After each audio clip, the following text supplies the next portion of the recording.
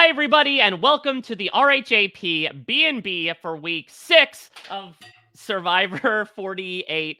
I pulled a star and accidentally threw my pen, but we soldier forward here as Mergatory has hit. And I want to see, I don't think I hit anything or anybody, luckily, but somebody did get hit in the form of Charity, our first casualty in the individual game. And I am here with a motley crew, as always, to break down what the next phase of the game provides. Of course, my ride or die, our partnership is far from undercover, the one Liana Boraas.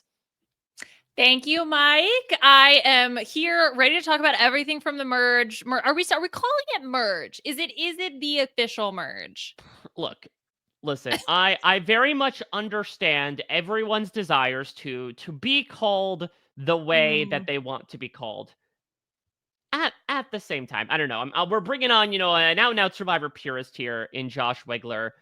Now that we Am I a purist? Well, I mean, now I know I'm the purist. Exactly, you're the purist among us, certainly. Though maybe at least 2 out of 3 on this panel. But I would say that now that we are seeing this form of quote-unquote mergatory being that everyone competes and one person wins immunity, like, I feel like we're in a bit of a Twitter X situation where it's like, why are you just naming it Mergatory when it's no different at all now from what you had prior? Well, because it's like a new thing you can put on a buff, right? It's a new thing. Well, the point is there's no buff, Josh. Oh, right. True. I do think then maybe they should have Mergatory buffs. I think maybe that would be the thing. I think get to the Mergatory, you get like some sort of like grayed out gravestone marker style buff. Maybe you have to wear like a stone. It's like a stone that you have to wear. Or like, what is it when they put you in the stocks? Oh yeah, I like that. Or a dunce cap, maybe. There's products. We could be sending out stuff through CBS.com if we really wanted to here. Otherwise, I really don't know why we're calling it Mergatory. Yeah, I like the dunce cap idea. You could also do you could do a wristband situation if we didn't want to like commit to something too big. Also, given all the party analogies that we had, or the other thing I thought of was Mergatory glow games, sticks. Yes. Ooh, I like that. Easy to film at night as well. Like you don't Mergatory need your ecstasy. Oh, I like that. Merge MDMA.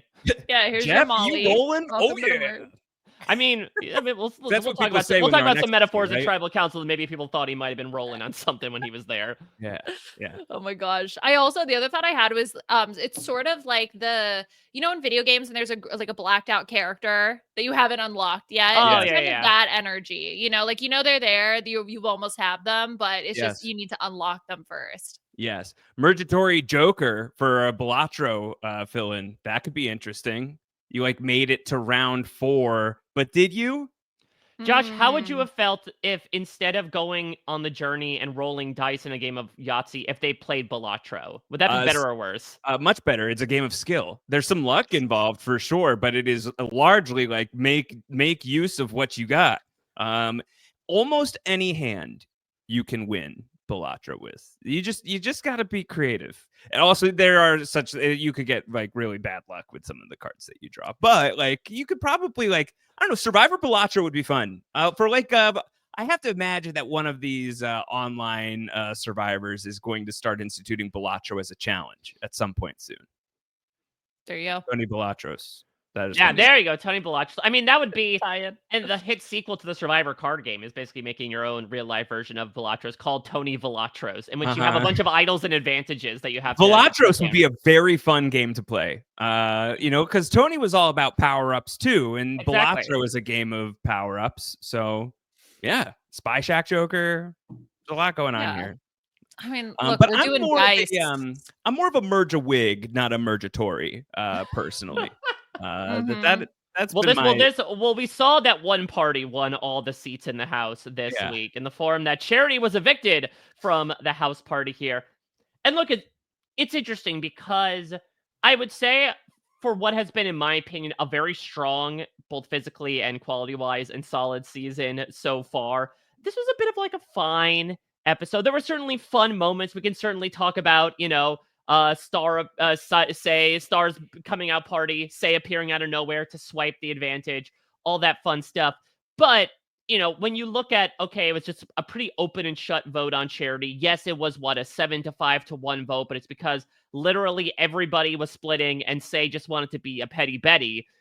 And I can imagine people being like, oh, was that the most boring episode of Survivor ever? And I would counter by saying, especially as of late, I don't know, y'all, merge episodes might be a little overrated. I think especially nowadays, like even looking at the new era, 45 is probably the best merge episode I could think of. And it was primarily because it was going to be an open and shut vote on Caleb, but then he hit this 1 in 6 shot and changed the course of his game for like an episode. 47 was fun, but it was once again an open and shut vote on Rome. And the fun was more so by the edit and the effort they did to tell Rome's downfall then, as opposed to creating any sort of strategic intrigue. I just think with a lot of factors at play, there being 13 people, a lot of these people meeting each other for the first time, and the fact that they probably are betting on splitting apart in the next episode, which has been confirmed, it doesn't necessarily push these players, from my perspective at this first individual vote, to be like, all right, we're swinging for the fences. They are bunting, essentially. They are going for a nice, safe hit that they know will probably get them on base, because once they get on base, then they can go from there. Yeah, I also looked at like 46. I was trying to remember the Mariah boot that was like 10 to 1. I think it is, the boring part is the consensus. I think you get excited because it's like, oh my gosh, all these people are coming together, but they're going to play it safe. They're going to take that person who is maybe the, easy boot and just go ahead and go forward with that. And this, especially in this season, I feel like had been telegraphed so hard with David doesn't like Charity and everybody doesn't like Charity and nobody likes Charity except for Mitch, right? So the really debate. We're out on Charity in 2025, I think. Apparently, yeah. Hard pass on Charity. I got no room for it. No one has disposable income for Charity. No way. No, I think it's more so the fact that it was really, the debate was between the consensus target of Say or the consensus target of Charity. And so that even from the one or strategic Cedric thing or poor crying Cedric. Yeah. So it just, I do see that, Mike. Like it just doesn't exactly grip you maybe in the way that you would expect when you have all these cast of characters come together. Yeah, I think for me, I thought the vibes were really fun. Yeah. I thought that the vibes of the episode were fun, and so I guess to some degree, maybe it depends on are you here for the big moves? Are you here even for like the subtle moves? Are you here for the gameplay? Are you here for the vibes? And what's your balance between the two? I don't want it to be a straightforward. I mean, gosh, as much as I love a lot of the people who are talking about big, tough, strong, loyal, stick together, that's gonna be so boring if that's what we do. We got to disrupt it. We gotta get some. We gotta cry over a couple of spilled glasses of milk, I think, along the way here as we push into the merge. But I think like vibes wise, there's everything with Star. Star is out of control in this episode. Her wonderful moment with Cedric. That was just a beautiful scene between the two of them.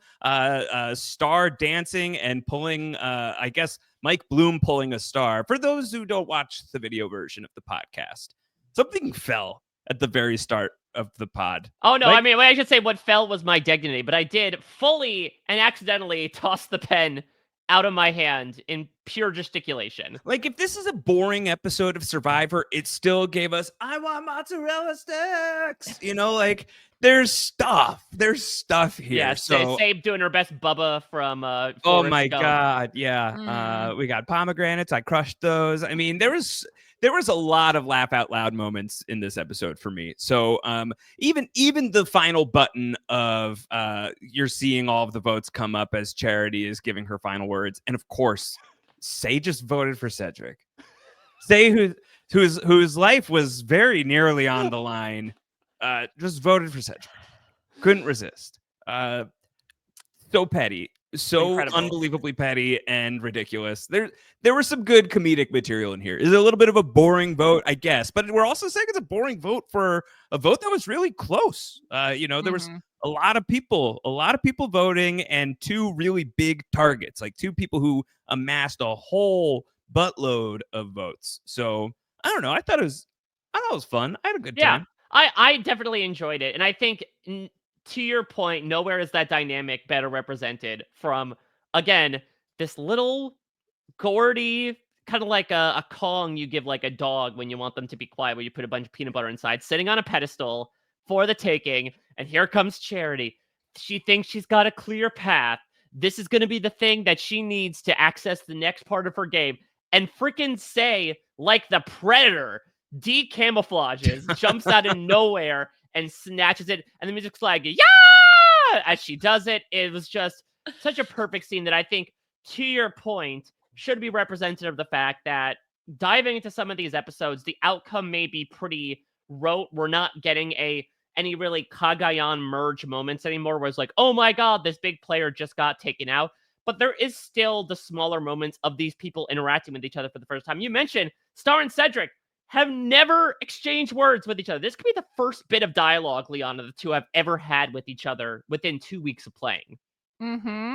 Yeah, exactly. And that's the thing is that we talk about this on the B&B of really loving the character moments, getting to know personalities, which I'm so thankful that we got to know Star both in this context with Cedric, but just more in general, especially with the episode with Eva, because it feels like, where were you this whole time, right? Because her whole narrative was just, oh, she, we're going to try to blindside her and not solve her puzzle, right? And it turns out she's like this really awesome, charismatic person that I remember from the preseason. And so it's just nice to now see that actually play out on our television screens. Well, you know what it is?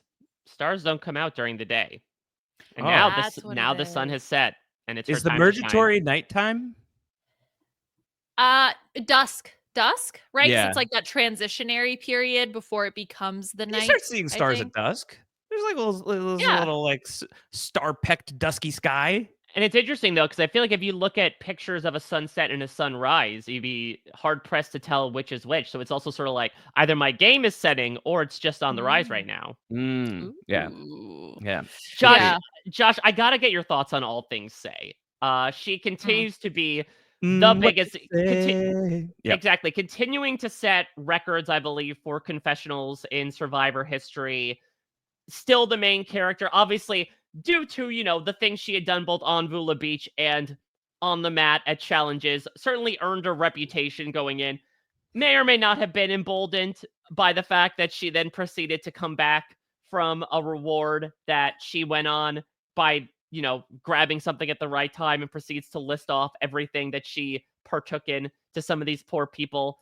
But I got to get your thoughts. Was that an overpowered advantage? Was that an unfair advantage? Like, here, find the thing in the woods. You get to have full fried chicken and pomegranate and mozzarella stick disco party. I like it better than doing a rock draw for it. Like how they, or like, I wish they could have done what they did sometimes with team challenges back in the day for rewards, which is, okay, say, you're sitting out. You pick the 6 people you think are going to win this challenge. If they win, you compete alongside them. If not, we really love to set them running here at the top of the merge, don't we? It's like, hey, you're all here. It's a great time. Welcome to the beach. You can all be friends now. But first, a scavenger hunt.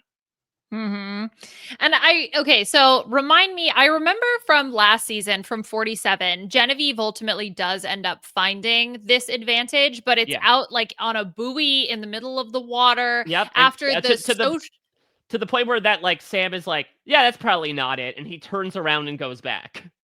Right.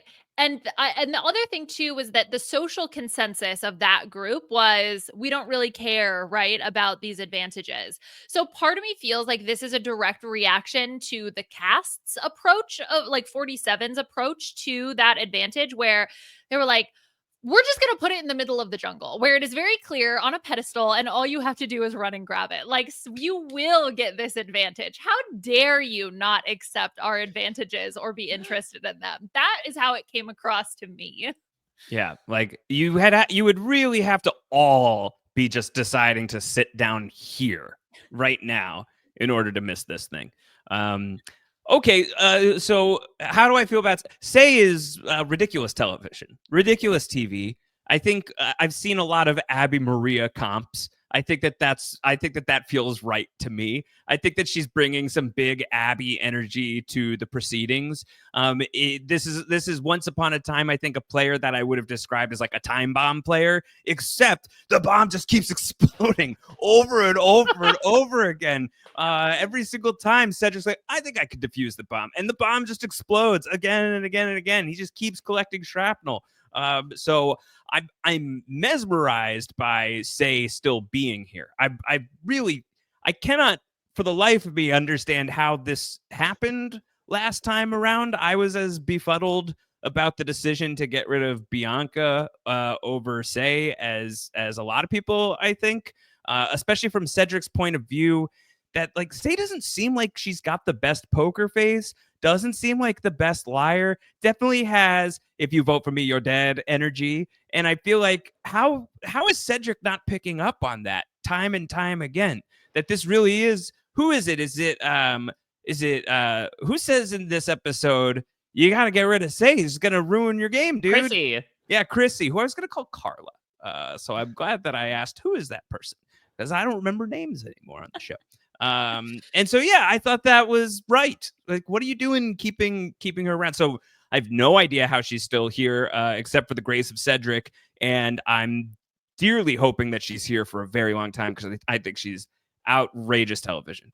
Very, very, very ludicrous person that I love to see on Survivor. My cup of tea. Yeah, I mean, I don't know. Could it be something to the effect of like, not I can fix her, but like I know Say's code, like I know the way that she operates. I will be very intrigued to see his reaction to her voting for him. I mean, the episode started with a misunderstanding straight out of Three's Company, where Say's like, I know the one vote was from you, Cedric. Like, she assumes that the two Siva members were the ones to go over the top from the Vulas, split their votes, and get rid of Bianca behind their back. And Cedric's like, can you please let me explain how I saved you? Can I finish? Can I finish? I saved your life. You're welcome. The thank you is far from implied at this point, but you're welcome. And then Say is able to sort of calm down and digest it, but she does not forget. The North remembers, and Say is one hell of a Stark at this moment. Is the little bit of sunken cost fallacy. Like, Cedric's like, well, I've already invested so much into this woman. Like, do I need to just sort of keep her around? But also, what other options does Cedric have? I mean, he could go build options, okay? Right? Like, don't get me wrong. He has options. He obviously has shown to be very personable, and people do want to work with him. But there might be something about just like, my Vulas, like, these are my people. I want us to all still figure out a way to work together. I'm obsessed. I'm obsessed with Cedric. Oh, I love Cedric so much.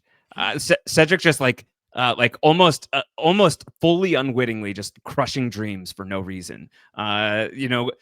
Justin gone, destroyed. The other guy, he didn't have to go home either, but he had to tell Say what was going on. Then Bianca's like, I think we're gonna actually be able to make some good moves together. He's like, no. I'll just rip your heart out here right now for no real reason. Cedric is like secret supervillain, but I don't think like he means to be. I don't know that he means to be a superhero, but everything that Cedric does, I understand why he's crying here at the Mergatory. It's been hard, and every choice that he makes baffles me. I want him to keep making choices though, because I think he's such an unexpectedly chaotic player. I've been fascinated with Cedric's decision making. Cedric is the Thanos of Survivor 48. Where like he's been collecting these people, but thinking this is the path to do it, right? Like, all right, I need to solve this crisis of winning $1 million by cutting all these people in the process. But it's like there are so many other ways you could have done it, but the methodology you choose to do, like clearly he has a logic that he is pursuing, moving forward with. We're not entirely sure what that logic is, but to your point, Josh, I will follow it to the ends of the earth and back, because I will say it again. The fact that this just very soft-spoken, contemplative man who is like very understandably in his feels after really, flubbing a challenge for the umpteenth time. He seems so lovely. He's so gentle. Yeah. But like, so watch out, Star. Like, sleep with one eye open without an idol, especially because like there's a good chance that Cedric might just. He's gonna vote for Star next week for sure. Oh my gosh. That's the thing too, is the fact that Cedric has somehow managed to vote like 8 times in 6 episodes. Like there's just so many things to the Cedric story that's fascinating. And I'm so happy, Mike, that you brought that up too, which is, yeah, he's following some logic. And we know because he says, like, I'm not ready yet to get rid of Say. Like, I'm not ready yet to get rid of Say. And I'm like, why? Like, what? Please, I would love to hear that explanation as to why. But he is so like simultaneously like similar and different to what I expected in preseason. Like the demeanor is there, but the actions, Josh, like that's what you said. Like the actions that he's taking are just so different than what I expected. They don't line up. It's just like it's very incongruous to me, and I can't stop laughing every time Cedric casts a vote because I just know now that something weird is going to go down. Either he's going to vote in a weird way, or he's just going to get astray from Say. So Cedric at Tribal is just a menace, and I'm so here for it. I'm so here. In the preseason, did Cedric get a lot of like winner pick vibes? What was Cedric's preseason vibe?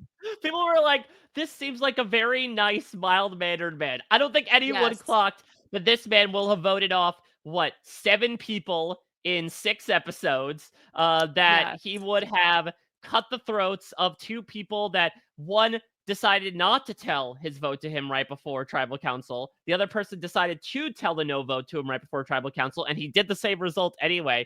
He is probably one of the most unexpected surprises, I would imagine, from even my own sense of talking out with him on the island. What A did you lot think of he people. was going to do? What did you think that Cedric's role in the season was going to be? Well, listen, I might save it for a future prediction. Like, God forbid if Cedric ever gets voted out of this game, assumingly in a chaotic fashion.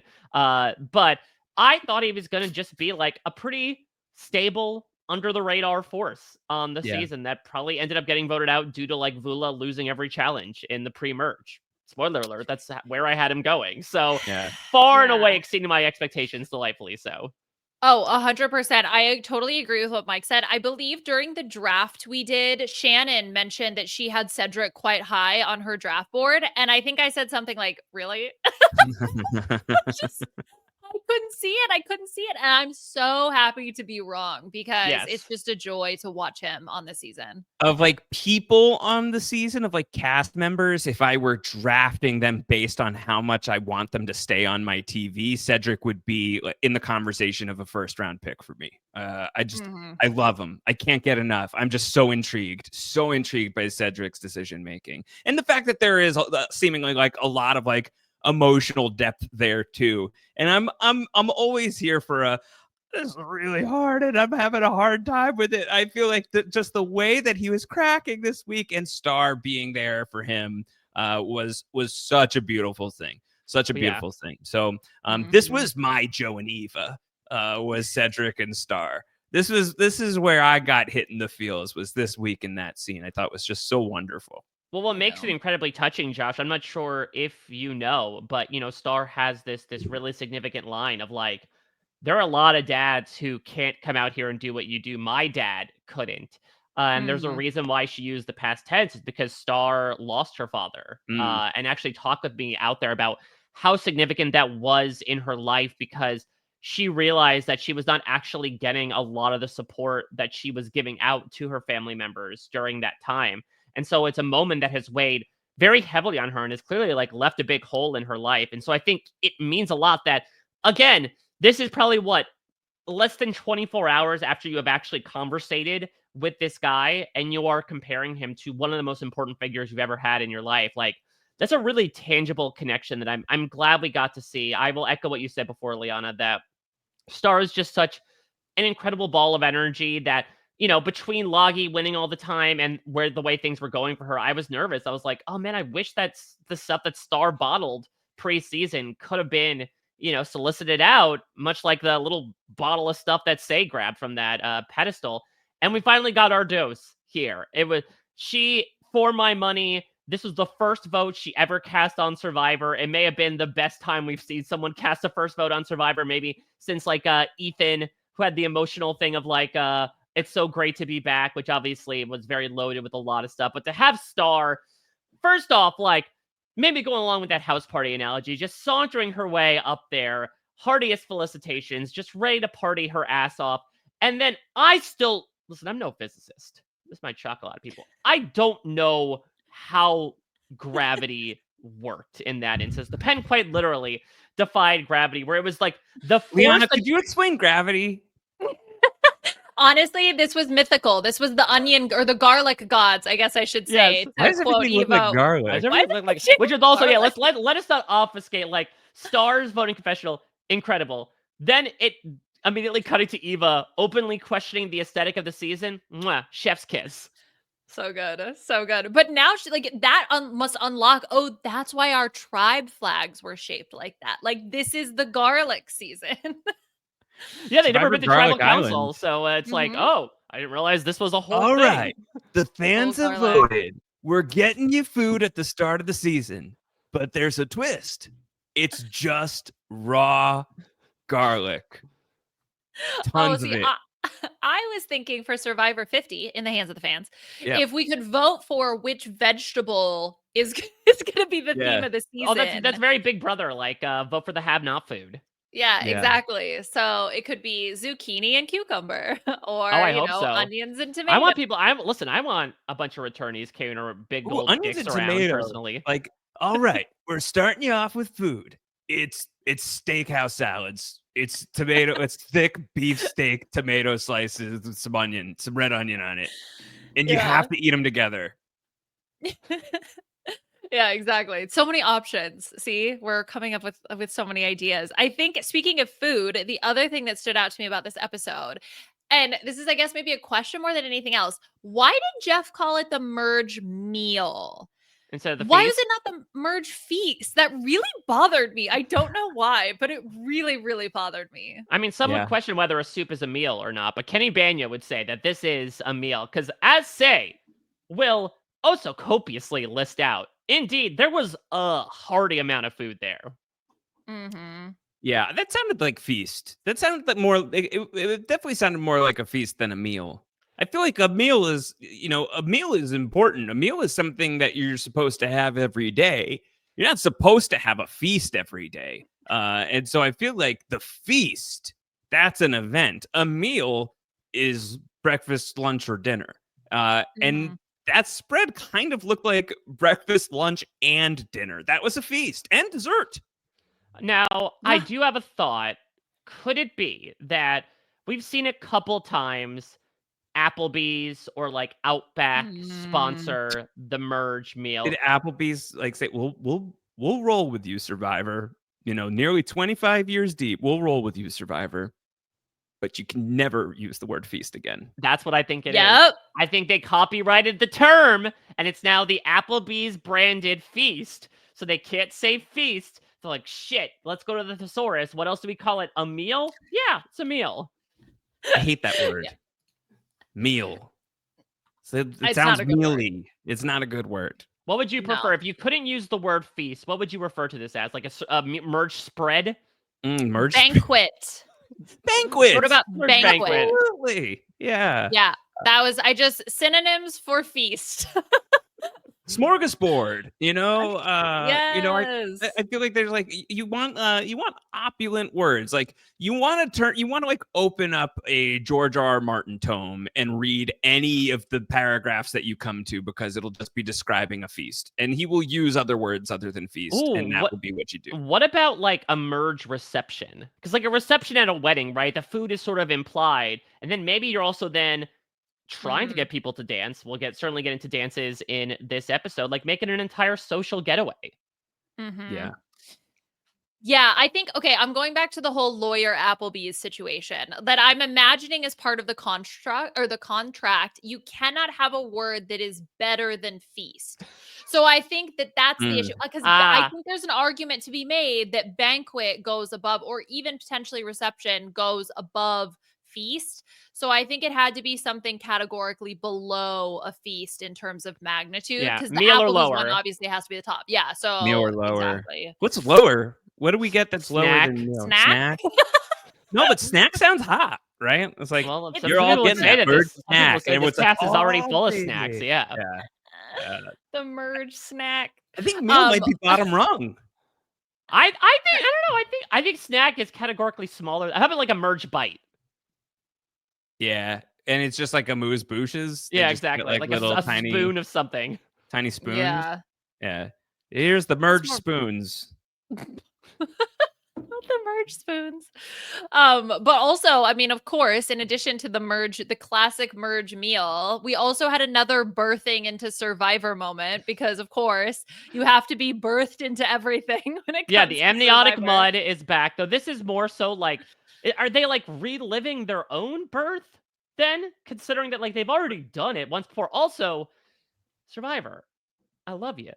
You did have a guy fully dislocate his shoulder, specifically by sticking his arm in the mud. No, that doesn't matter. You really want to go back to that well? Yeah, they do. They do. This was what killed Bruce too, right? Bruce was more his so head. a low overhanging than anything. Well, I mean, but it was also probably at least partly because of like the here you go down into the mud. I don't think they really care. You know, they was like, we've got like 7 staff doctors. It'll be fine.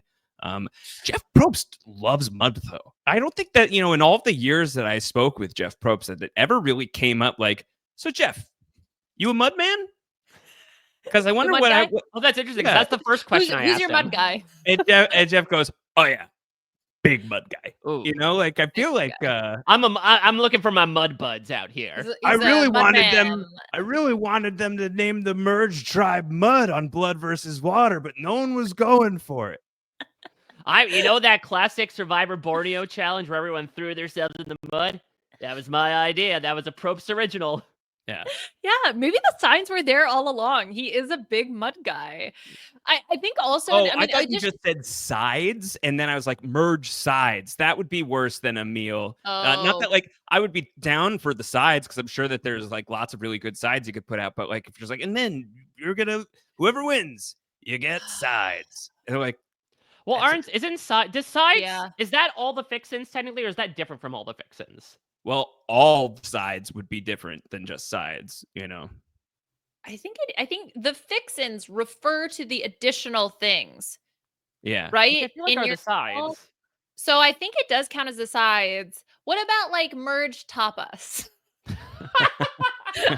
Just like sampling little things. Yeah, exactly. All right, are you gonna? You'll get the chicken wings, and I'll get the quesadilla. Can we share? Can we share? You can. No share? sharing. No sharing allowed. Jeff comes in. No sharing till you've had your mud. All right, dump mud on you. Well, but the other thing too, again, it's not just the mud; it's the birthing part as well. Yeah. And I think that needs to be big mentioned birthing guy. because big birthing guy, big mud guy, big birthing guy. It's like because he literally said, I wrote down the quote: "Birthing your way into the next phase of the game." I mean, I've only been birthed once. I'll ask my mom just to confirm, but I was only birthed once. So I think it's interesting that now we're birthing twice. Well, I wonder, is Jeff a practicing Buddhist? Could Jeff believe in the idea of reincarnation? And so he feels like this is the next life cycle of yours. Ironically enough, 5 other people have died in this game. You are the ones who live on. Now we'll see what you become next. Will you continue on this great path? Get reborn as a royal or a noble, or you'll be reborn as a lowly bug and get squashed immediately. Okay, so this is a very quick Google search, okay? I don't claim to be an expert, so apologies if I get this wrong. But apparently in Buddhism, the metaphor lotus in the mud symbolizes that challenges and suffering, represented by the mud, are necessary for growth and enlightenment, represented by the lotus. So just a thought, throwing it out there. Jeff said, listen, keep bringing our people onto the White Lotus. I'm bringing the Lotus here. Yeah. Big lotus guy. Yeah. The muddy lotus. The muddy lotus. He loves mud. I really think it might be as simple as my man loves mud. My man loves birth. Put them together. You get mud birth. His favorite thing. Should there be more mud is the question. Because I'm thinking about like stages of Survivor. Should everyone, once they make the jury, Jeff dumps a bunch of mud on them? You can't do that on television style. Do the final 3... Is mud the new gack? Is that exactly? What we're saying? Yeah. I mean, it is sort of like to Survivor what slime is to Nickelodeon. No, how many times have we watched Double Dare where you have to wade through the murky slime to grab a flag? That's a Survivor challenge, essentially. Just brown up that slime a little bit. What about like when someone's declared the winner? They have to go. They have to go through the mud a little bit. Ugh. So I think gross. that's the term we should use for like when something's really fun and somebody ruins it. It's like somebody really browned up that slime. Yeah.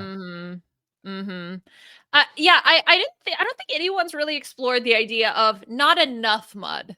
Right? I feel like that hasn't been the question that's really been asked. But I like some of the ideas we're throwing around today. Like Much mud. like the mud. We're Yeah, slinging like some mud. mud and some ideas. Slinging the mud.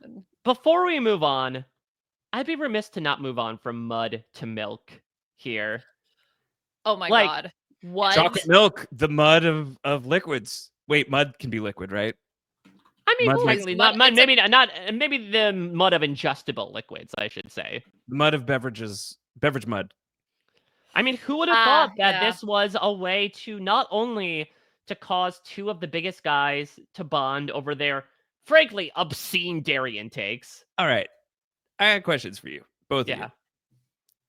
You big you guys big milk guys? What do we do? Do we drink a lot of milk in our respective households? What do we do? I think I have an average relationship with milk. Like Okay, I what does use that it, mean? I'll use it for coffee. And this Sure. is dairy milk. I will use it for coffee. Every once in a while, a bowl of cereal. Sure. And maybe if I have something really sweet, a glass of milk hits just right. But yeah, no, I mean, a gallon a day? We're not even going through a gallon a week in our house between two people. I mean, Mike, how much milk are you doing? I am on the same level as Liana, and I will admit, so I used to be a rabid milk obsessive when I was a child. You read like a milkman, Mike. I was a very particular eater to the point where if my parents had the funds, they could have just posted a cow up in our living room and have me suck those udders till quite literally the cows came home. Is he like this every week? You know the answer to this. I do know the answer to that. But here's the thing. I sort of have forgotten in my twilight years what milk tastes like. And so my issue with milk is that if I were to drink a glass of it, I'd think, is this right?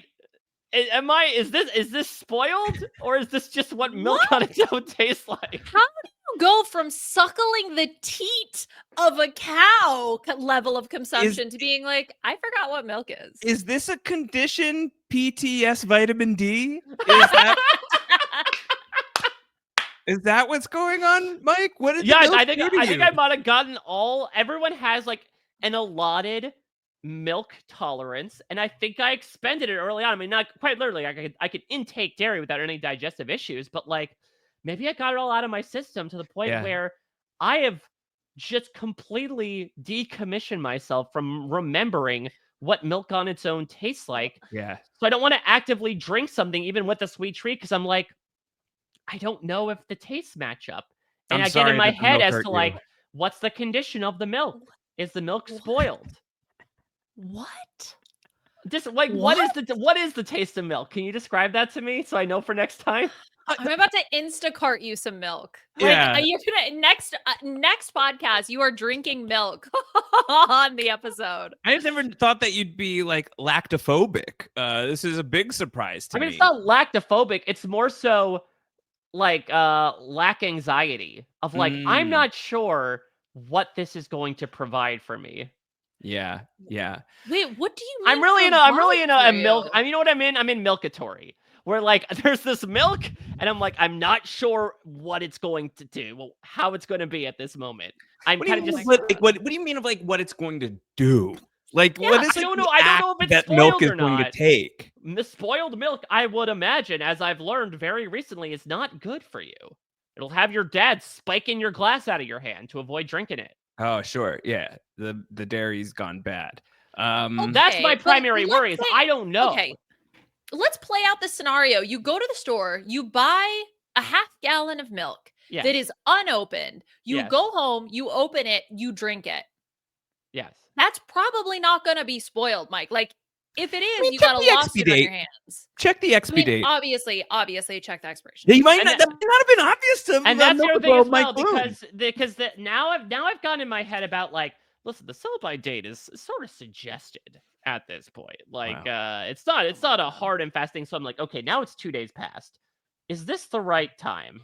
Can I still do this? Is the window cracked open, or am I running headfirst into a sliding door right now? Taste-wise, Something's cracked for sure. That I agree with.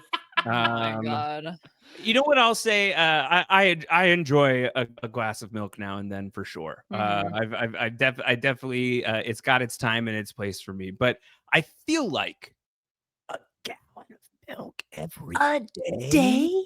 Like, that's my thing. A gallon of milk a day. It's like I don't think I have to ask David and Joe. Those are big mud guys. A gallon of milk a day. well, mud, you yeah, end up yeah, being I was saying mud, big mud guy. making a lot of mud there. Yeah, Jeff, yeah. don't use that particular mud. But That yeah, there's- sounds like that feels like some sort of like toxic primordial ooze that you're creating by drinking a gallon of milk a day. How many cups are in a gallon again? Oh 16? God! All right, yeah. No, I think it's 16 cups, 8 pints, 4 quarts. Sure. So just a quick little estimation from 8 pints. I go to the pub. I drink 8 pints of milk a day. No, you mean 8 cups in 1 pint. Is that what you're saying? No. Okay, whatever. Mike's ineptitude when it comes to both milk and No, a conversion gallon is 8 factors pints. I doesn't- just looked it up. Okay, this is something that's stuck in my cross in 2nd grade. It's finally come to fruition. How many cups in a gallon? 16. Yeah, okay, that's what I thought. Anyway, okay, whatever. The point, this is not the point.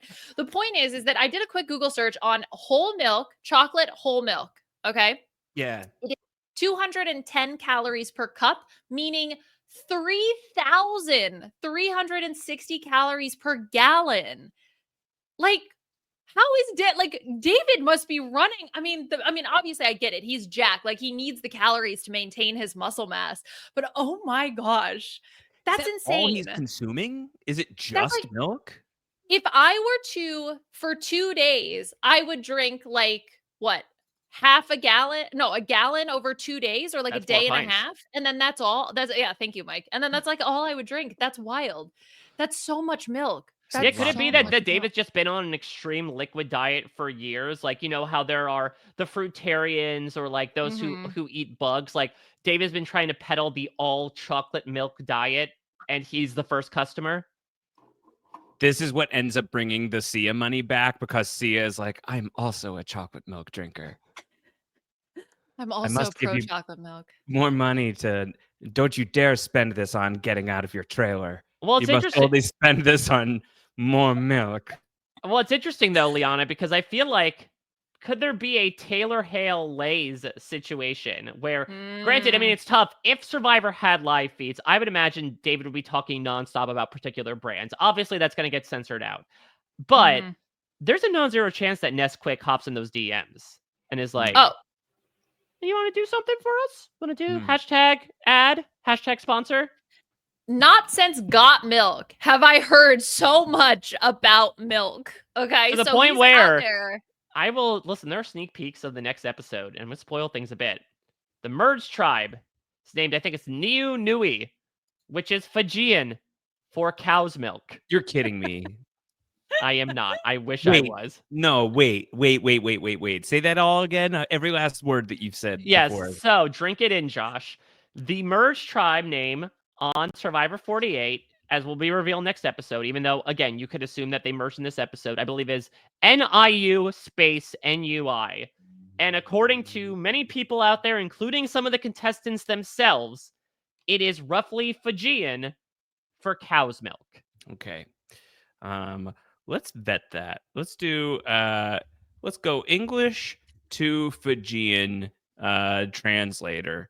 Let's cow's milk. Well, that was a different thing that ended up. It's Sukuni Bulu Macau is what I got. I don't think Google's got this. I don't think No. it's got it. I Yeah, think no. regardless, if the cast is saying that, the intention was to name the tribe Cow's Milk and Fijian, right? Like, no matter how many translation sequences they went through to try to figure out like the word, that was the intention. And I think we need to take the intention for what it is.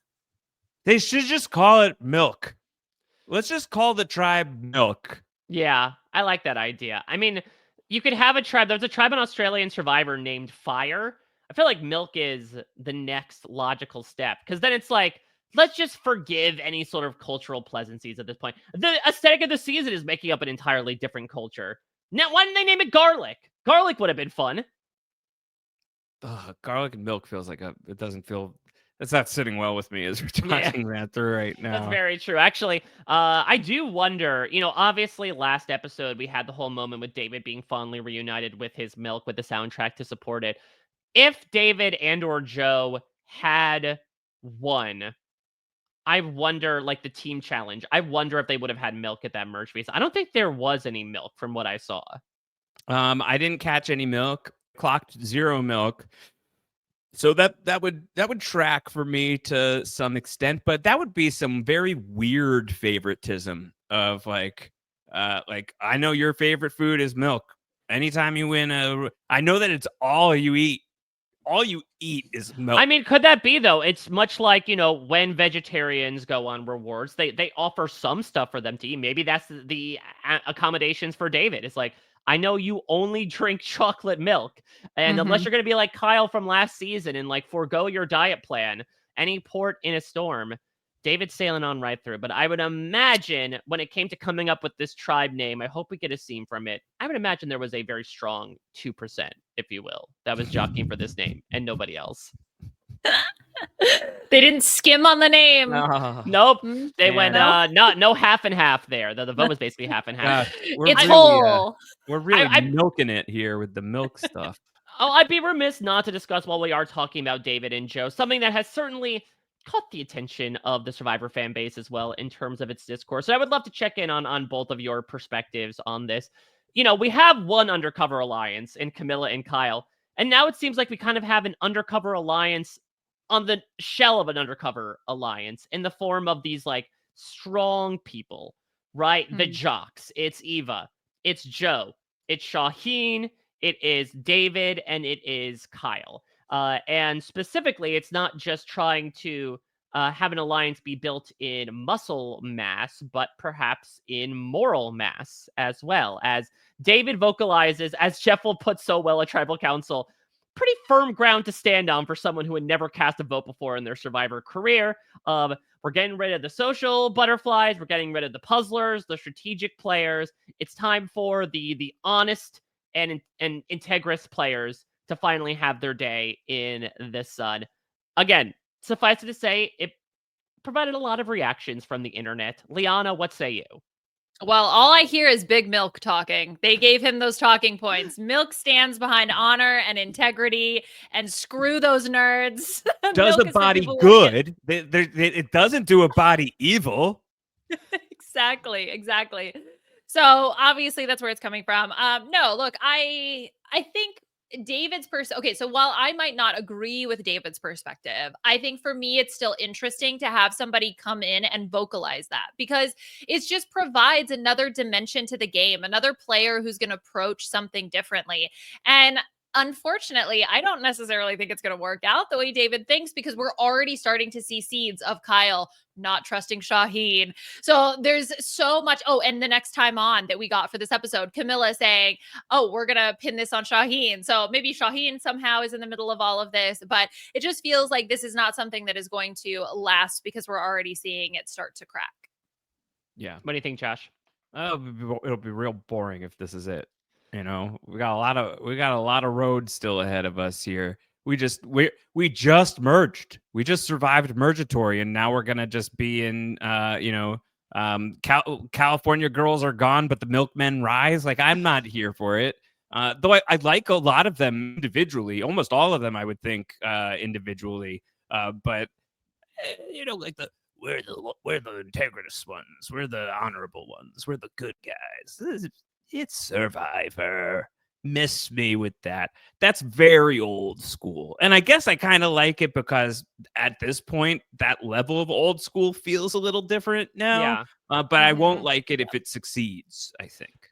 That's a very good point. Yeah, from my perspective, I understand where David is coming from. Like, the list he goes down is, from now on, you're lying, you're manipulating, you're a strategist, you're a puzzle solver, you're a social player, now you're the target. And I think from that meta perspective, again, I'm going to do a little bit of like Australian Survivor talk here, but I remember in Australian Survivor All-Stars, there was a player, a former AFL player, I believe, named Abby Holmes, who like formed this athletes alliance on her tribe, and people were up in arms, basically being like, ugh, stupid meatheads alliance, why are you doing this, claiming that like you're the, you all need to stick together when you normally have the alpha mentality in real life.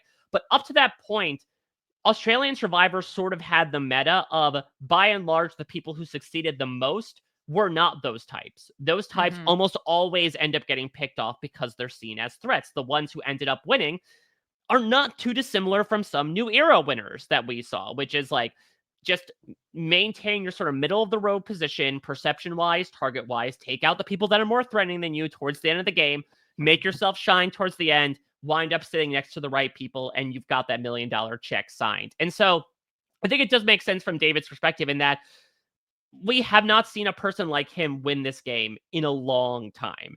And so it wouldn't make sense from his POV of, I'm not the type of person that would usually win a new era season, so let me try to change that meta while I'm building the plane right now.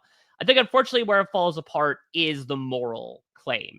I would understand, and I think a lot more people would have less grudges with this statement if it was like, hey, I know I'm usually targeted because I'm a threat due to being good in challenges, but let me show people that the true threats now are the ones who keep slipping to the end time and time again.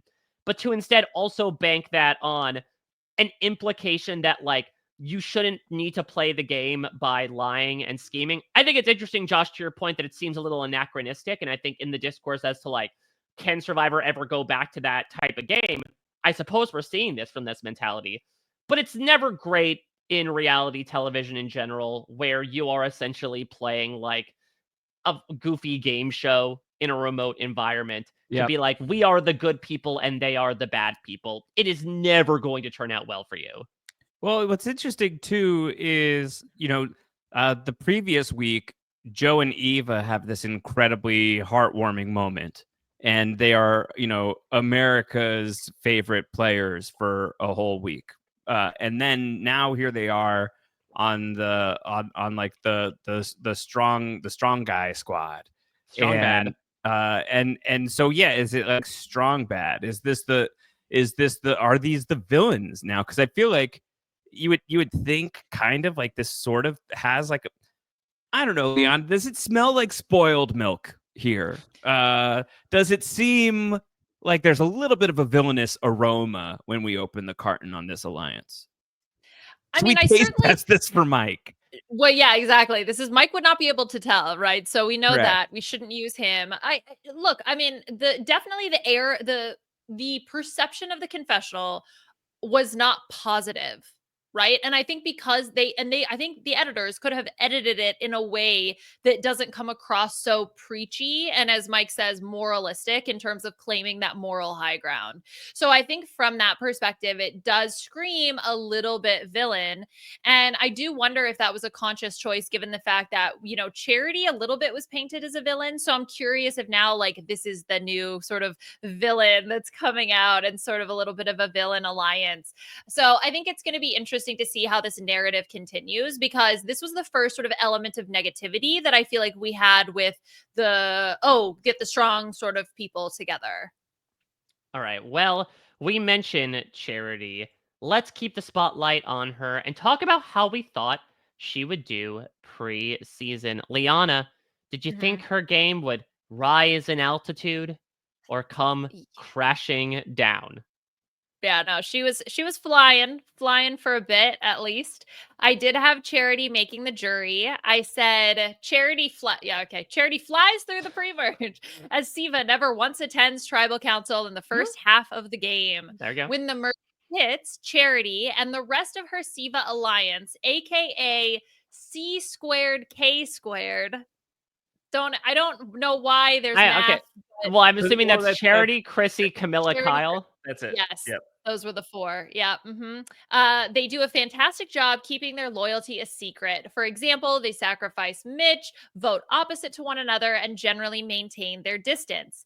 As the $1 million prize looms large, however, C squared, K squared start dividing themselves and quote, David's gonna vote you off just from this, by the way.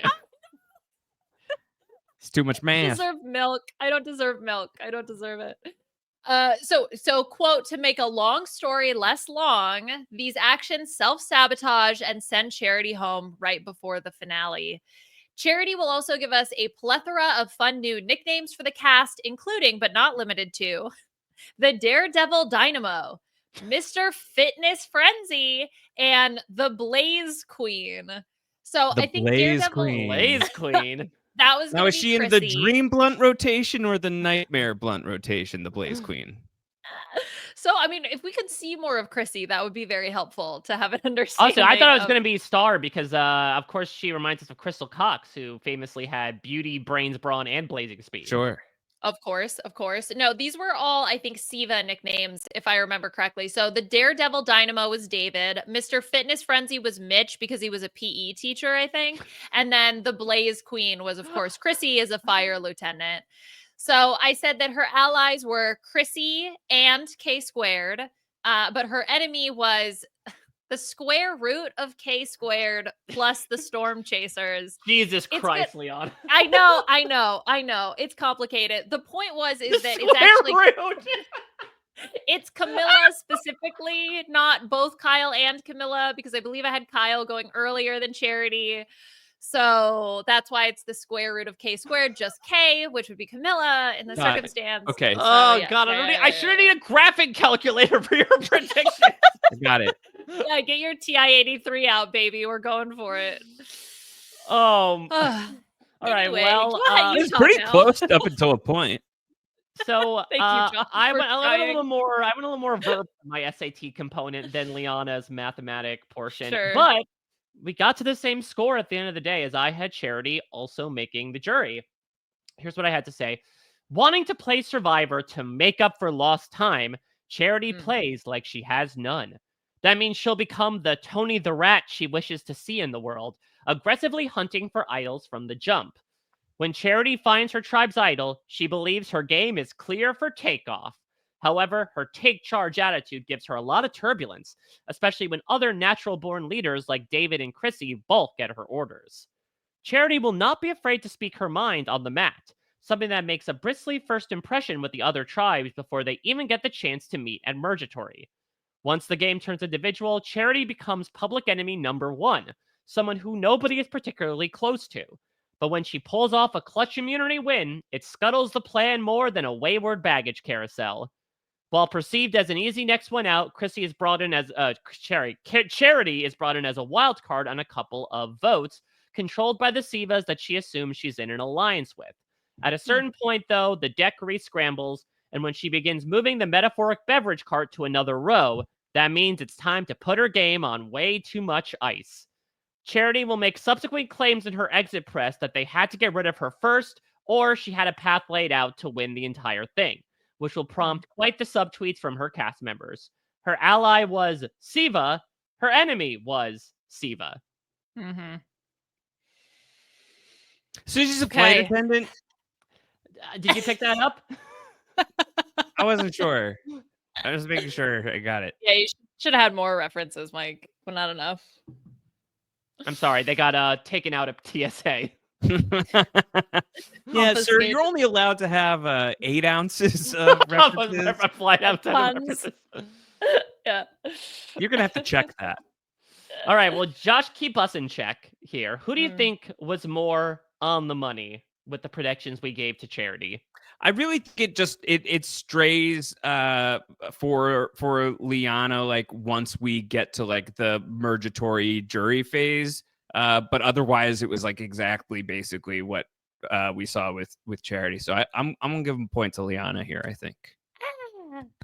Thank you, I also, Josh. I also Hooray. realized what I was describing for charity was basically what happened with Say, where it's like, Yeah. finds an idol, is Yes. like one of the most vocal people on her tribe. Are your predictions just like a disassembled like mishmash of like you have to like reshuffle them, but you've got everybody right, basically? Yeah, I think I'm really the Isaac Mendez from Heroes of this, where I like am just painting a loose picture of what happens to this person. His Only eyes realize, would get milky white.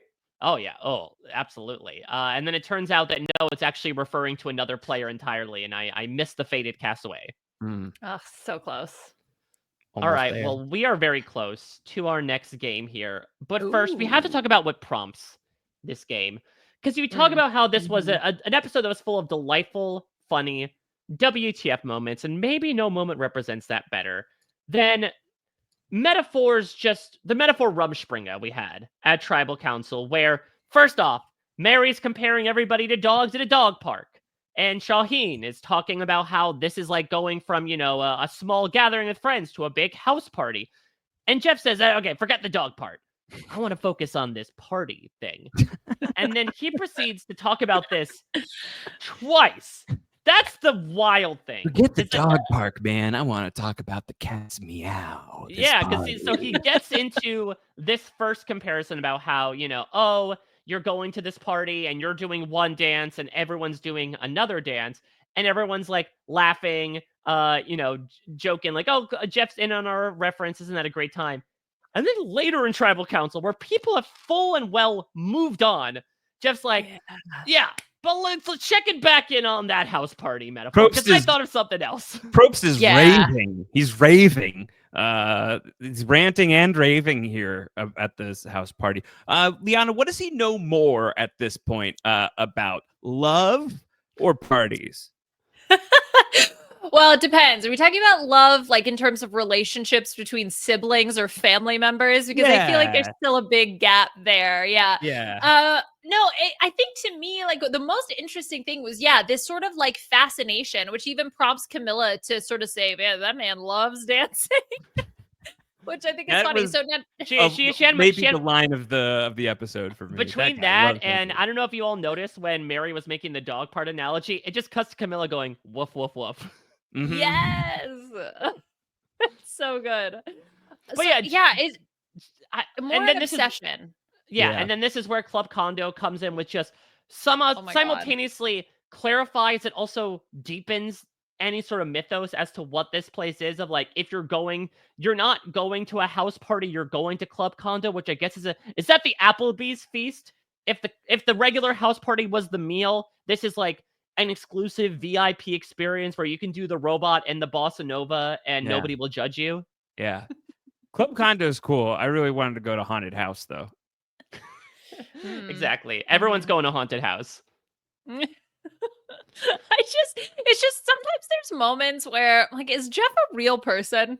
What is happening right now? But so delightful, right? In the same way that I question sometimes Cedric's choices, I'm also questioning Jeff's, but in the way that makes it just so entertaining. So I truly, no complaints here. 25 years and counting, right? Like this is for I would say for all of us currently either on this podcast or listening to this podcast, it's been a hobby of ours for a very long time to remark upon and acknowledge Jeff Probst's like inhuman behavior.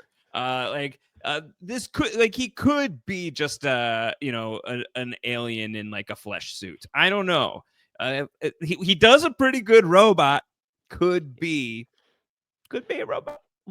Could be. I mean, what is so interesting though, Josh, is you really unlocked this idea in my head that like Jeff was in this moment kind of an I think you should leave character, right? Where like we see that time and time again where the one character has this thing stuck in their head.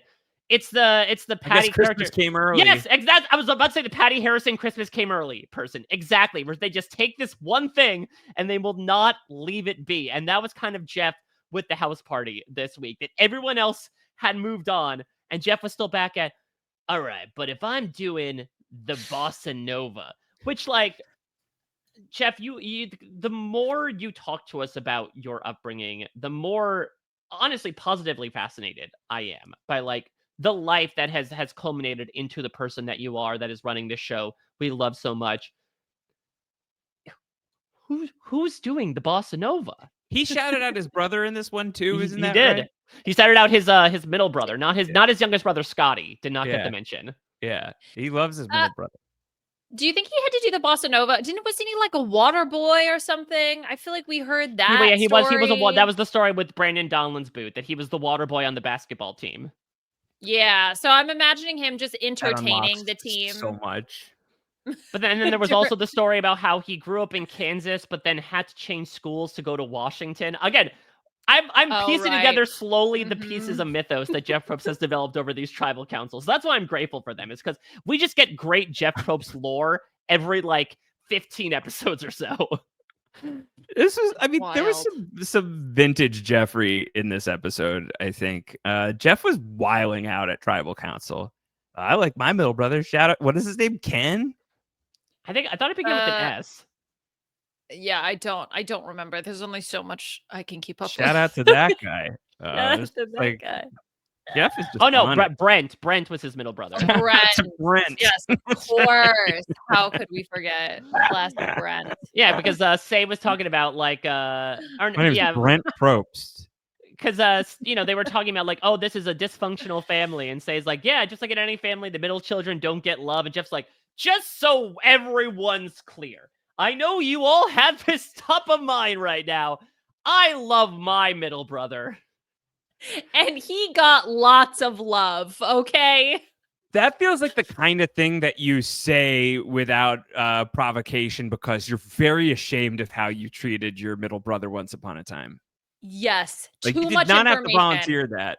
No one was thinking that, right? No one was considering that. Yeah, exactly, Josh. You're the one who brought that up. And the fact that you brought that up and clarified that's the sus part. Yeah, that's really sus. I wouldn't have even thought twice about I wonder if Jeff has a middle brother. That wouldn't have even come close to crossing my mind. You could have 17 different Survivor podcasts on RHAP in a given week. And the question of, I wonder if Jeff has a middle brother, it wouldn't have come up. It would not have happened. But I think on top of that, not just does Jeff have a middle brother, does Jeff have a middle brother that didn't get enough love as a child, right? That's the added element. No one's wondering that. No one's thinking that. Do you think when Brent Probst was born, he came out in a pool of mud? Obviously, the entire Probst family tradition. You come either C-sections or out of the amniotic sac and straight through a little bit of mud. Crawl through it. And then I've never heard of the mudslide birth tactic. Look, some people do a water birth. The Probsts did a mud birth. They do mud births. Yeah. Mud birthing.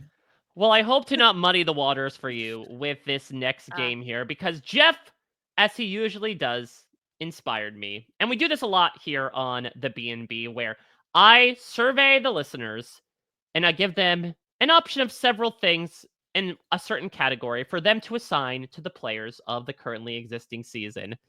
And this time, we're dancing, baby. I have taken a list of dance moves, and you two are going to try to figure out who the audience guessed as the person who most represents that dance move. Of the cast of Survivor 48. Yes. Okay. So the way this is going to work is that I am going to bring up a dance move, and then we'll go back and forth. You will give me the name of a person that you think the audience voted for the most.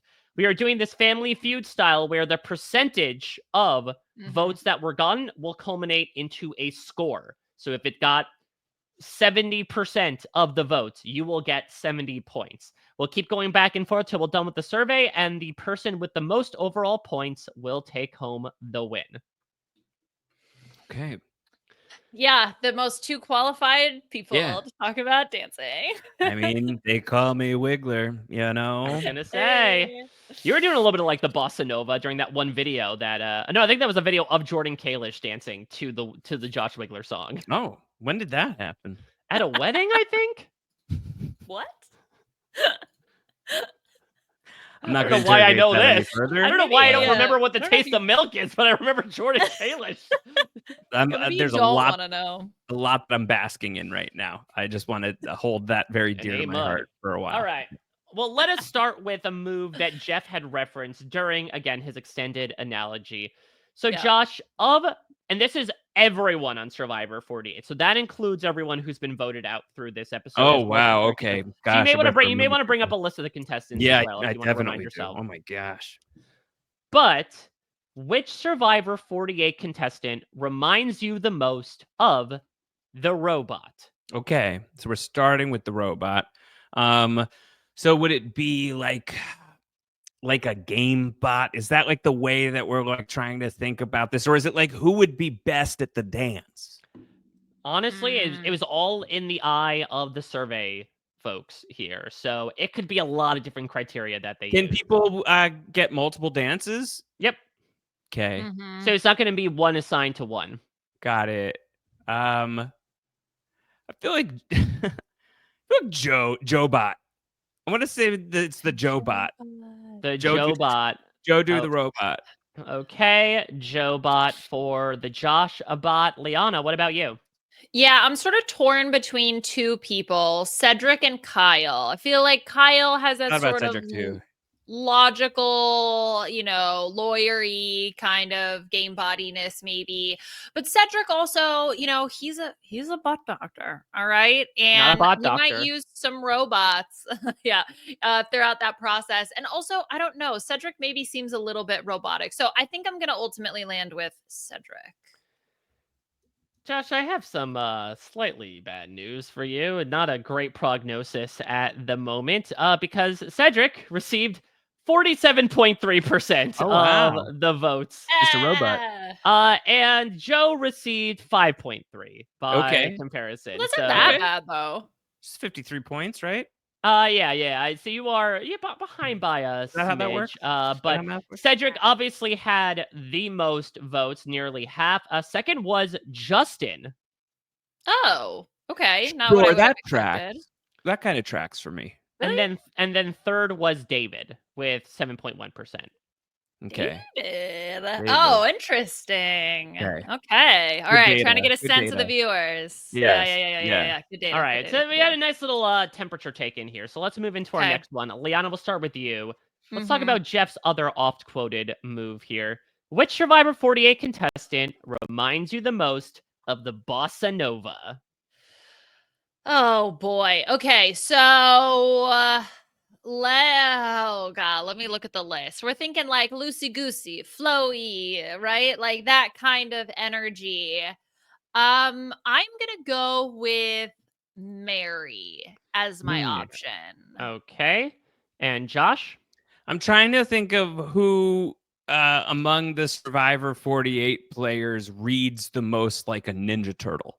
Because I feel like I think Bossa Nova, I feel like for whatever reason, I just imagine a Ninja Turtle saying Bossa Nova. And Justin loved pizza. And Justin was on the mind of the people. So I'm going to go Justin Bossa Nova. Okay. Bossa Nova is a great name for a pizza place. All right. Well, it's a great name for a pizza place. It's not a great pick for you, Josh. Justin got 4% of the vote. But Liana, don't think too highly because Mary got 5% of the vote. We nailed good it. enough to do it. The top vote getter with 19.5%, Joe. I should have stuck with Joe. Okay. You know what? Yeah, I can see that. I can totally see that. I guess in the way that like Jeff personified Bossa Nova, it felt like a very dad dance, which I think makes sense because Joe is the most dad coded. See, the problem is the way that Jeff did all the dances was very dad coded. That's very true, actually, by default.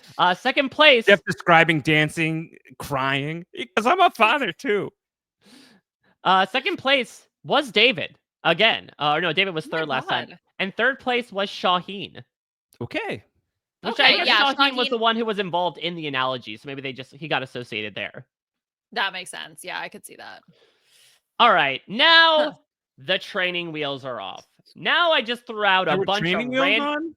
Yes, so good luck on this bike, Wigler. Because I just threw out a bunch of random dances and had people go with their guts here. Mhm. Josh, which Survivor 8 contestant reminds you the most of the Macarena? Why did I know it was going to be the Macarena? I wish that I had said it out loud because I knew it. I knew it was going to be the Macarena. I think because I figured that that's probably like the first dance move that Mike. I think the Macarena, like when you're freelancing out and now you have to assemble your own dance list, Macarena's coming number one for Mike. Bloom. Number one is probably Sprinkler for me. Oh. Sprinkler, because it feels a little more off the beaten path. It's like that game they played on the Sprinkler for me right now. I'd like to see. Celery Man, could you do the Sprinkler? Yes. Okay. Yep. Mike Bloom does a good Sprinkler, folks. Thank you. I've been working hard on that one. Who does the good Macarena? Okay, so someone who was dancing in the 90s. Who is dancing in the 90s? I mean, this is a cast that's in their 30s by considerable margin, so it's actually not going to be that small of a net to cast. I'm gonna go with Joe again because I veered away from Joe and I shouldn't have. So I'm gonna say Joe does the Macarena. Okay, Liana. Yeah, I'm also gonna I'm gonna say David. I feel like David's on the mind. Let's try it. Yeah. All right. Well, Liana, you were slightly on the mind of the viewers here. David came in third place with 10.7 points. Okay. Josh. Joe, more of a bossa nova guy, evidently. He only got 3.6% of the votes. The number one, now this is a bit of a more evenly split dance, but the number one by 13.6%, Mary. Oh. I don't know that there's any real logical through line to any of this. I think we could just say names and like our odds of getting close to the money are. Don't say that out loud. It just seems. I'm sorry. I just think that that's kind of what's going on. Oh my god. No, this is like the Balacho of B&B games. It's skill. No, you're right. It's a skill-based game. I apologize. Oh, sorry. Yeah, there's no dice involved, Josh. Okay, You're this is skill, not luck. Come on. No, I will say my personal guess would have been the person who came in second place with 11.2%, Chrissy. Oh, Chrissy. Yeah. Okay. AKA Carla. Josh. Yeah, Carla does the Macarena for sure. I get that. I see that. Okay. All right. Well, the barrage of white people dances continues here. Liana, we're going to another wedding favorite. Which Survivor 48 contestant reminds you the most of the cha-cha slide? Ooh. See, this is what I was going to say for Chrissy. So now I'm a little bit concerned because so many people thought that she was more Macarena than cha-cha slide, but I think I'm going to stick with my gut. And I'm going to say Chrissy. Okay, Chrissy. Cha-cha slide, you got to be like a little smooth, right? I feel like cha-cha now, y'all. Turn it up. Who's going to do it? Who's going to do the cha-cha? It's a shame Christina Cha-Cha is not on this season. So close. Because anytime she slides, it counts. Who's like the smoothest? I think I'm gonna go with Kyle. I think Kyle can rock the cha-cha slide. He seems like I think he's the coolest guy on the cast. Kyle. Cool guy Kyle doing the cha-cha. Okay. Well, that's an opinion that is not shared by anybody who took this survey. What is Mike? None of this is anything. Nobody said Kyle. Liana, I've never seen anyone dance before. Okay. The good news, Liana, is 2 people said Chrissy, which culminates in 1.2% of the vote. We did it, Josh. Number one here, Star. Okay. Which I can imagine. Yeah. Especially that's sliding around. And number 2 is Mitch. Okay. Mitch was on my mind. Yes. Mitch was on my mind. Yes, I can see it. Where did Joe land? Let's see. Always a good question. I think Joe wound up in the Kyle spot. He did not get chosen for this one. Wow. Okay. All right. Okay. Wow. Good I guess information. it's sort of like the would you rather have a Macarena daughter or a cha-cha slide son? I feel like people is that a thing? Is it like a thought daughter or a gay son, right? That was the conundrum. Oh, I didn't know that. Yeah, that's a version of that question, Mike, that I never ever expected to hear. Well, I'm going to ask that out on Survivor 49 preseason. Please, so watch out, people. Please. There you go. Yes. All right, next up here, I believe it's Josh this time. Which Survivor 48 contestant reminds you the most Of the Of a Cotton Eye Joe, it's Joe. Now take those first 2 letters and drop it, and add an ng line. It's conga line. Take Can you away set his that up microphone. again exactly how you just did it, Mike, actually? Drop all the letters except for CO. Add an ng line. It's conga line. Okay. All right. Okay. All right. So who's best at the ng line is what I'm trying to figure out now. I feel like Joe. Okay. I feel like Joe. I feel like Joe does Gold like. standard. I feel like Joe, like at the reception, is the one who's like, "Oh, come on, everybody, Congo time." That feels like a Joe thing to do. Yeah, it does feel very community based, right? Like, come on, Yeah. if we all get together, Yeah. we could let our bygones be bygones. If we put our hands on our shoulders, we could get around this room together. Yeah. All right, Liana. I feel like there's 2 lines of logic you can go with it. You can go conga conga line as in line? like a follower conga line, or you Ah. can go with the leader of the conga line, Is that the right? new The pilots person and who's- passengers?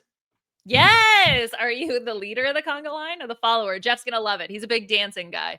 Just throw in some mud and then you'll be totally set.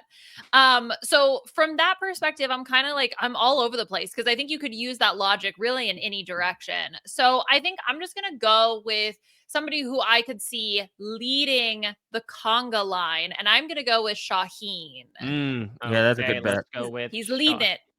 Okay.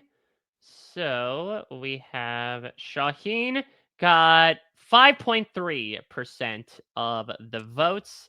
And Joe ended up getting, he was certainly on the list. He got higher. He got 8.8%. I won one? Hey, you did You won it. one. I think I would be of the 3, like the Congo line would be me. That's what I would do. Hard to mess up the Congo line. That's true. Yeah. It's basically just a massage train with motion. You don't have. I wouldn't like the Congo line, but it'd be hard to mess it up. The conga line is tough when you're involved in the middle of it because you feel a succinct pressure to be like, if I feel uncomfortable, I cannot break up the momentum right now. I am drawing a line in the sand if I vacate my spot right now. If you're in the front or in the back, it's much easier to leave. No, but there's a move. There's a move for it. Okay, so one hand on the hip of the person in front of you. Your other hand grabs the hand of the person behind you and grabs their hand, moves it to connect with the person in front of you as you slide out of the conga line. There is a move for it, baby. That's sneaky as hell. I love that. And you do it while you're moving. So if you can do it while they're moving their hand forward and your hips going, you like, zoop, you just slide, boom, you're out. That's smooth as silk, Liana. Wow. I'm an expert. You've escaped a few conga lines, it sounds like. Yeah. I'm like, I don't want to be a part of this anymore. Let me out of this conga line. All right, let's move into another dance here. And I'm incredibly intrigued to see how experienced the two of you are in this one. Liana, which Survivor 48 contestant reminds you the most of the Dougie? They can teach me how to. Okay. So again, I'm thinking like smooth, right? Someone who's like very smooth, very with it. And I feel like, was Shaheen the other one that I think we ascribed to like being a little bit smooth with the bossa nova of it all. So I think I'm going to stick with my guess of Shaheen. He's going to hit at some point. Okay. Liana going with Shaheen. Josh, now you have a connection to the Dougie. Yeah. You have an in-house Dougie. But my Dougie, I think, could you teach me how to Dougie? I don't understand what it even is. All right, can you demonstrate it? Yes! All right, here goes Mike. I didn't know I needed. I think, is it something like this? It's like, no, your hand goes up next to your... It goes up like that? Yeah, okay. yeah. So you're like kind of like wiping at your face a little. It reminds me of, and this is of no disrespect to the people who invented the Dougie. It reminds me of like in a very Brady movie when Marsha's keep on the dance that everyone joins in on. It's sort of like that. Yeah, you did a very good version of the Brady Bunch dance. That's all I know how to do, Josh.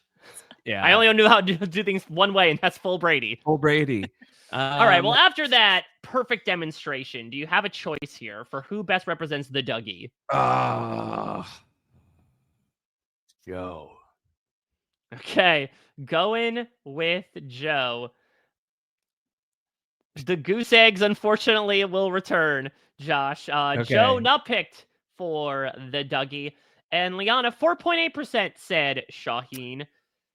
Top choice here, Star. Okay. Okay. And 28.6%. Then Kyle with 18.5%. Okay. Yeah. Okay. And That's then funny. Say with 17.3%. Yeah. Okay. All right. Yep. That's very funny to me. We're gonna have to Okay. figure out how to do a Survivor dance-off at some point. Like, if Hey, anyone's got the we reach had the for this, Meke in season 14. if anyone's got the reach for this, I feel like RHAP could put together like a true Survivor dance-off at like a New York event. You got served, Ivor. Yes. Look, is it going to take a little bit of explanation potentially? I don't care. It's there. Is that like when we bring legal papers to Sir Ivor? Yep, exactly. From the traders, Lord Ivor. I mean, look, you got served more ways than one. Yeah. All right, next up, we're going to the kids here. Josh, which Survivor 48 contestant reminds you the most of flossing? Any dentists on the cast? No, there are no dentists. No In fact, dentists. Charity said that she got 5 cavities allegedly out on Survivor, so she Oh, could have used one. She reminds me of the floss because she really could use some. Are you picking her? Yeah. Okay. In like 13 days? How did she develop that? I call BS on that. Okay. So Yeah, I so think she's like scapegoating Survivor for the fact that she like never learned how to brush her teeth. She claims that it was probably due to because she had the coffee during the pastries reward and she didn't brush her teeth after that. So I think she thinks that maybe the acidity of the coffee was what did it. Maybe. Okay. Anyway. All right. Okay. Liana, Sure. clearly you have thoughts about that. like Okay, this but how do you feel about flossing with Survivor contestants? Okay, so obviously the first thing I thought of was Backpack Kid, right? And the Backpack Kid, which I believe you even used as the picture for the survey. Yes. So as a consequence of that, I'm thinking about the person who is maybe the closest in proximity to children with backpacks. Whatever. I'm going with Mitch. Okay, like. Okay, so your RP logic by Mitch teacher. is that because there was a Backpack Kid who flossed, whoever is most likely to have been seen within a certain radius of a kid with a backpack. Of a kid with a backpack. I don't know if that's saying something about any orders that are put in against these other Survivor contestants. Yeah. Well, not a lot of people use that logic, Liana. No! So only 6.5% for Mitch. But I will say that Charity dug a bit of a cavity in the ratings as well, 2.9%. Hey, but someone voted for her. Number one choice here, Camilla. Oh, Camilla, because she's so short? Because she's like smaller, I guess. Mary is up there as well. Justin was up there for some reason. Okay, I don't see it, but look, there's so many different lines of logic. You know what I mean? So, okay. I think I resigned from the dance off. I think I've blown it. I've done so poorly here at the dance off. This is like when I auditioned for first year players freshman year at Syracuse for How to Succeed in Business Without Really Trying. And I did really well in the acting audition and the singing part. And then I had to do the dance part. And then I split my pants doing the dance off and had to go back up to Mount Olympus with my split pants khakis. And I never forgot about it. And I think this is like the 7th podcast I've brought it up in at some point in my life. So yeah, I think I'm done. I'm throwing in the towel. I'm throwing in the split khaki. I'm done. I can't. Well, how about you and Liana work together here? By the way, that you're basically describing how Sandra Diaz-Twine has won Survivor twice. Of like, you don't need to be good at everything, right? You killed it at these other 2 parts of the game. You might not be known as one of the best dancers, but that's okay because those are $1 million pants you're splitting. Doesn't matter how much you killed the game with. I split my pants. Split my pants. I split my pants. All I hear is Josh Wigler lowering his threat level. Okay, and I won't stand for it. Yeah, I'm Dan Starkin. Yep, I knew it. All right, well then maybe we'll make this cooperative instead of combative. Let's have keep it running. Keep it running. You know, second win. I'm back. I'm ready to go. All right. Well, here's a good one, Josh. Let's bring it back home. Which Survivor contestant, Josh, reminds you the most of the Hokey Pokey? Joe. Okay. They say insanity is doing the same thing over and over It's the again. Jokey Pokey. Gonna hit. Okay. One day it's gonna All hit. right. He's a dad. He's a dad. Hokey Pokey is a Ooh. big dad dance, I think. Yeah, What do you that's a think, good Liana? point. Ooh, see, my gut was saying, all right, whatever. I'm just gonna stick with it. I'm gonna say David. David, okay. This was a rare David miss. David only got 4.1% of the vote, but Joe got 1.8. What? Come on, Jokey What? Pokey. Jokey Joe was a Pokey, better people were not guess. going for the pun, but we forget, much like the edit does, about Chrissy, who got 29.2% of the vote.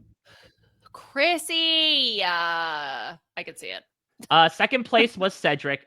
Third place was Charity, actually. Cedric was a great pick for Hokey Pokey, and I feel Cedric. very stupid not picking Yeah, he does a lot of Cedric hokey and poking as your butt does. there. Yeah, Hokey So much Pokey has stuff. Cedric all over it. My bad. All right, well, speaking of Okay. Cedric, and maybe this will Yeah. play into who you choose, Liana, for this next one. Mhm. Which Survivor 48 contestant reminds you the most of twerking? Yeah, lock it in, Cedric. I can't not. We got to throw Okay. that butt in a circle, Cedric.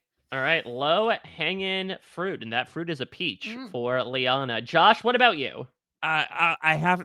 Can I also say Cedric? Because I think Yeah. that this is going to be. But we're going to get butt stuff here. I think. You think that, but the internet loves to zig when we zag, and Cedric only got 4.1% of the vote. Which does make sense because, look, obviously there is the biological connotation. But if I were to think about which survivor would be most likely to twerk, there is a number one answer, and it is Mary. Okay. Oh, I was gonna say Thomas. Oh, I Thomas feel is a like good bet. Thomas Oh, can Thomas is a twerk. good one. Yeah, Twerk and Tom is what they called him out Twerk there. But Mary Wow. got nearly 25% of the vote. Second place, Say, who got Mary and Say right next to each other there. Maybe that's how they bonded on the island. And Thomas was in third place with 12.9%. Yep, there we go. All right. Okay. Next up, where was Joe in that? In the twerking? always a great question. Joe got. Yeah, of course. Oh boy, what's that sliver? Joe got one vote. Okay. You would have gotten something if you had said it. God, we know that Yeah. Josh filled out that survey now. Yeah. Okay, Josh, which Survivor 48 contestant reminds you the most of the Running Man? Oh, is that so you're just running in place? The running Yes. man? Are there any professional runners in the No, in I don't the think we have cast? any cross cut. Well, Mitch does do like ultra marathons. Okay. And is that well known? I mean, he's talked about it before. Joe. All right. Joe and Liana? Sorry, it was the pause and then Joe. Like, okay, Josh. No. So I'm not gonna lie. Mitch again was the first person who popped into my head, but I'm going to hope for recency bias because there is one woman, Say, who popped out of that jungle and ran towards that advantage. She was birthed into this game. Indeed. So I'm going to go against my first gut instinct and I'm going to say Say. Okay. Say got 6.4% of the vote. I will say, Liana, Mitch got 11.6% of the vote. Josh Wigler, Joe Hunter got 15.7% of the vote. The number one answer on the board. What? Josh! This is why you never quit Survivor. Dig deep. Yes. Wow. I love it. I'm so impressed. All right. Wow. Got a couple more left here. Liana, let's go a little classy here. Let's class up this joint. Which Survivor 48 contestant reminds you the most of a waltz? Okay, so I'm thinking something that is structured and beautiful and well orchestrated, much like Kyle and Camilla's move when they were outnumbered. So I'm going to give it to the man who played the idol, Kyle, but I think both would be a good answer.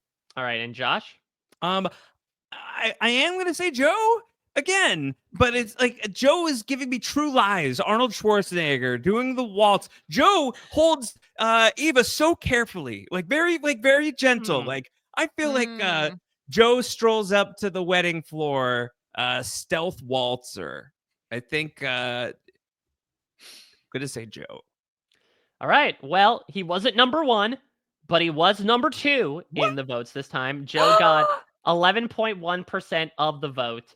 But Liana, you weren't far behind. Kyle got 8.8% of the vote. Okay, I'll take it. Wait, then who was number 1? Number 1 was Cedric with 12.9% of the vote. At a lot of those butt doctor galas he's going to.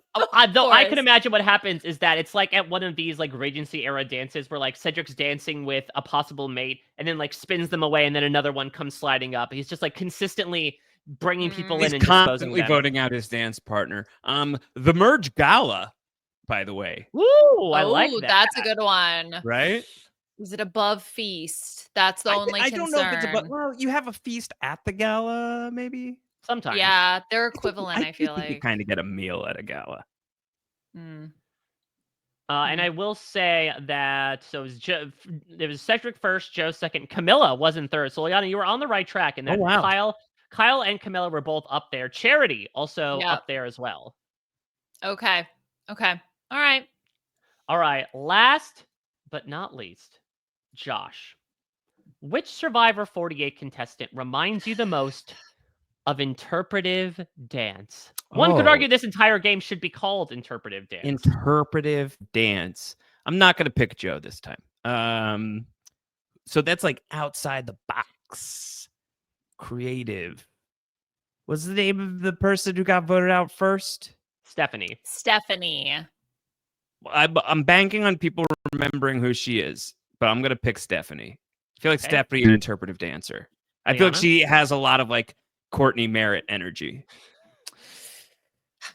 I don't know why. My first gut was Star. And I'm going to stick with it. Like, just feel like the expressive energy and the movement and like something about the way she moves her body very much gives me interpretive dance. That was an interpretive dance up to the booth. Yeah. Yeah, the pen was purposeful. Yes. Yeah. Yes. Yep. Well, Star did get 14.7% of the vote.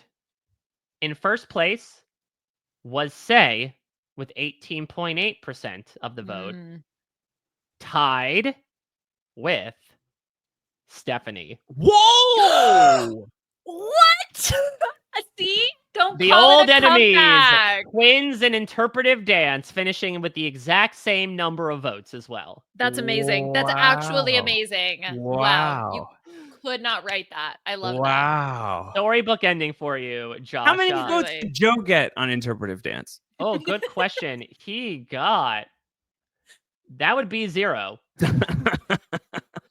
Which would probably be the score that Joe gets in the interpretive dance competition. Josh, you did make up a lot of ground here, but Liana got first to the puzzle, and she was able to use that time to get off to a very early lead with that Cedric guess. So Liana does win. But Josh, listen, after that... I crossed the balance beam. I was ready to give up, and everyone was like, you can't give up. And you had a little bit of that Cedric moment where you're just like, I'm crumbling right now. But you gave yourself that pep talk. And you pushed forward, and you had a very respectable finish here. Wigler. Wiggy. I hope Star does cameo to get those types of talks. Oh, I hope so as well. I hope so as well. Yeah. Inevitable. All right. Well, Josh, as we say goodbye to Charity this week, we invite, as always, the opportunity for you to say hello to a very different one. As always, we give some time at the end of every podcast for a guest on the B&B to highlight a charity or a cause that is important to them that you want listeners to know about. What would you like to plug this week? Oh my gosh, I was totally unprepared for this. Let me think. And again, a charity, not charity, just as we have to say now. And I feel like every single episode. Yeah. Just to clarify. Although I guess suppose we could set up a GoFundMe for charity and then you could donate charity to charity. Yeah, that would be the best rug pull in Survivor history is like, oh, we're donating to charity. And it's like, no, you're donating to the person. Is there any charities that we can set up for Mike Bloom to get past his issues with milk. I have no Yeah. issue with milk. Yeah. No, Yeah. I agree, Josh. This is a prevalent issue. I think we need to invest some funding in this. I agree. Okay. I just because I totally forgot about this. I am doing this a little off the cuff, so I haven't vetted the charity, but I do just want to say when you start searching for milk charity, milk charity. Milk Charity Glasgow shows up. Founded in 2014, a social enterprise set up to support women from a migrant background, including refugees and asylum seekers. It's a catering company and community space in the south side of Glasgow. I'm going to go with Milk Glasgow. Okay. You know, Liana There we and I go. have been doing this podcast for now our 19th season. I don't think I've ever had a charity get plugged like Milk Glasgow. Milk Glasgow. That sounds like a spy. Glasgow. The name's Glasgow. Ooh. Milk. Or it sounds like a way you could get secret intel, like milk the glass cow, and you can get your information. Ooh. Yeah. It's a code. Let's go Milk Glasgow. Let's Yeah, go with milkglasgow.com. Listen, as much as we are all residing in the States right now, there are causes you can always donate to around the world, and that includes over in Glasgow. So please, milkglasgow.com. And if there's a problem there, if this is spoiled milkglasgow.com, taste it and let us know. And we'll print a retraction. I'll deliver a retraction on next week's I'll pre-recorded B&B. All right. Well, Josh, thanks for stopping by here on the B&B. We, again, talked through a lot of weird and wild stuff in true B&B fashion that I was so happy to drink it all in, even if I can't necessarily drink a glass of milk. Now, you are doing plenty out there in the podcast sphere. Anything you'd like to plug in particular to the listeners out there? We just finally wrapped our Severance coverage for this past season. The doctors and myself got together one last time to say goodbye to season 2 of Severance. So that is up with theories and feedback from the listeners, as well as our own takes on season 2 in review. Check that out. WeKnowSeverance.com. Rob and I just finished up The White Lotus, Mike White's very own TV show. Season 3 just came to an end. No spoilers, but a lot to talk about. So a very fun final podcast on the White Lotus front. And while I am not talking about Survivor 48, I am once again back in the past where I belong, talking Survivor Heroes versus Villains 15 years later for the patrons of RHAP. That is a patron only podcast. If you are a patron of RHAP at any level, you have access to it. Each week, Rob and I are talking about a different episode of Heroes versus Villains 15 years later. Very, very funny conversations happening over there. Some surprising insight. Really no idea if we are retreading ground that we've already covered in one of our previous 3 or 4 different conversations we've had about Heroes versus Villains, but it feels like fresh milk. So go take a swig. Join up. Rob has a website.com/patron today. All right, Liana, what do you have to plug? I love it, Josh. We're gonna hire you to run the Fund Mike Bloom. We did with that voice and that promotional material. We're definitely if gonna I could need be it. the voice of the commercials on here. Yeah. We honestly, Yes, the world that's needs exactly more what I was Carnival thinking. Barker energy. Roll up. Yes, exactly. Come be here, thrilled to get do your it. milk. Okay. Glasgow. Yeah. Glasgow. Yeah. Go fund me. More like go milk me. Am I right? Okay. So that's gonna be anyway, David. Don't spoil David's business after he gets off the show. Why did that kill me? I've been murdered. Okay, so Drag Race is happening. That's a thing that's still going on. So Beth Amon and I are covering Drag Race. We are down to the last 2 episodes. We've got a Lollapalooza and then the finale. Oh my gosh, we're going to have a winner of this latest season. And then Puya and I are doing the POW, talking about a bunch of random stuff. We have a very big episode that's going to be coming out this week with some major life changes. So we're going to, I assume, be talking a ton about all of that on the POW. So you don't want to miss it. Okay, look at this tease. This is even better than all the promos from last week's episode of Survivor, an episode you cannot miss of the POW.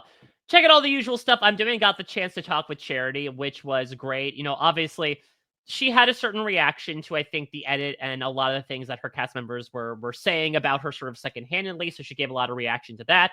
A lot of her perspectives into not only what went down at Mergatory, but everything going on in the pre-merge too. So absolutely check all that out. In addition to our Amazing Race coverage, a little bit of a controversial episode of The Amazing Race this week. So Jess and I broke that all down, and I have an interview with the latest eliminated team there.